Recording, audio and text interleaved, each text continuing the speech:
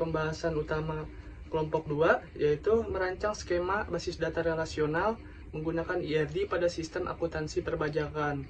Nah, tujuannya apa? Tujuan yang pertama yaitu menjelaskan konsep dasar IRD dan basis data relasional.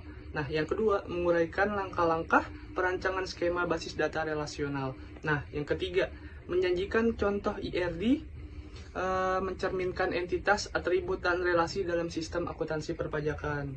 Nah, untuk pengertian Entity Relation Diagram atau IRD merupakan konseptual yang digunakan untuk menggambarkan hubungan antar entitas dalam suatu sistem informasi. Nah, komponen utamanya yaitu meliputi entitas, atribut, dan relasi. Lalu tujuan perancangan IRD ini bertujuan untuk mempermudah analisis kebutuhan data dan untuk menghindari redundasi, menjamin integritas data, dan menjadi dasar pembuatan skema basis data relasional.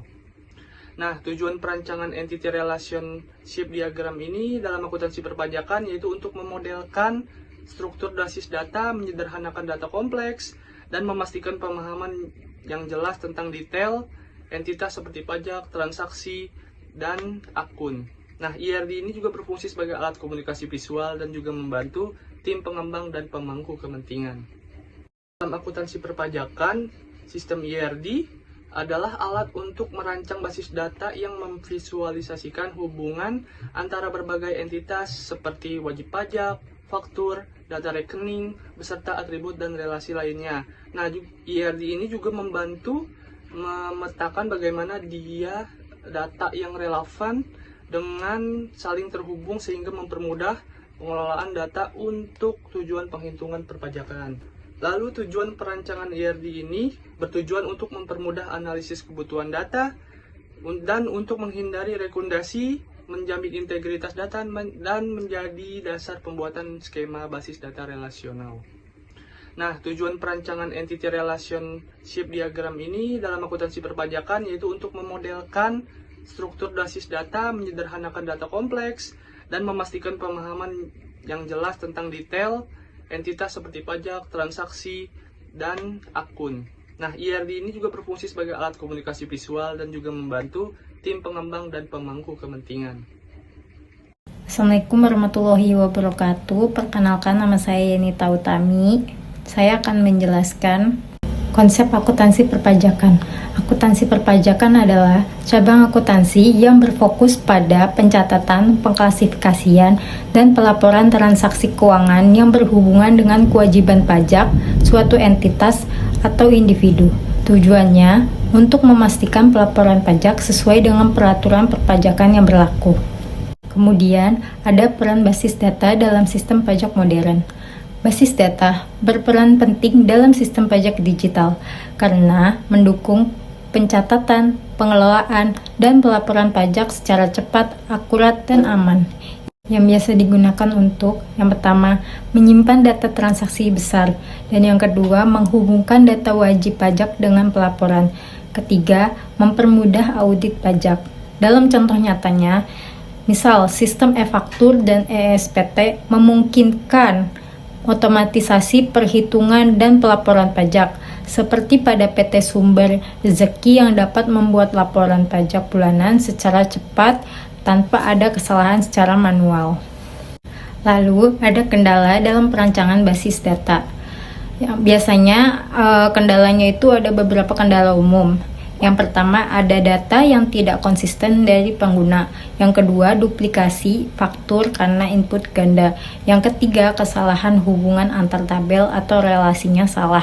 Dan yang terakhir, kurangnya validasi saat memasukkan data NPWP.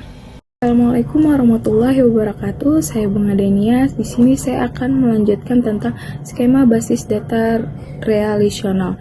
Yang pertama di sini ada wajib pajak. Entitas ini menyimpan data individu atau perusahaan yang memiliki kewajiban membayar pajak. Yang kedua ada faktur pajak. Entitas ini berfungsi sebagai bukti transaksi perpajakan antara wajib pajak dan otoritas pajak. Yang ketiga ada buku besar. Buku besar menyimpan seluruh catatan transaksi keuangan yang berkaitan dengan faktur pajak yang digunakan untuk menghitung serta pelaporan akuntansi. Yang keempat, ada rekening, digunakan untuk mengidentifikasikan akun-akun yang ada dalam sistem akuntansi seperti akun kas, piutang pajak, pendapatan pajak, dan sebagainya. Seterusnya di sini ada flowchart, proses pengelolaan data. Di sini yang pertama itu kita harus input data wajib pajak, yang kedua itu input faktur pajak, yang ketiga sistem validasi dan menyimpan ke basis data, keempat ada buku besar diperbarui secara otomatis, yang kelima itu laporan pajak yang dihasilkan. Selanjutnya adalah tahap perancangan basis data rasional. Yang pertama, analisis kebutuhan data, mengidentifikasi informasi apa saja yang dibutuhkan, misalkan data wajib pajak, faktur, dan akun. Yang kedua, perancangan konseptual menggunakan IRD untuk menggambarkan penghubungan antara entitas. Yang ketiga, perancangan logis menentukan tabel, atribut, dan kunci. Yang keempat, perancangan fisik menerjemahkan desain logis ke dalam sistem manajemen basis data atau DBMS seperti MySQL. Yang kelima ialah menormalisasi data, memastikan struktur tabel efisien dan tidak ada duplikasi.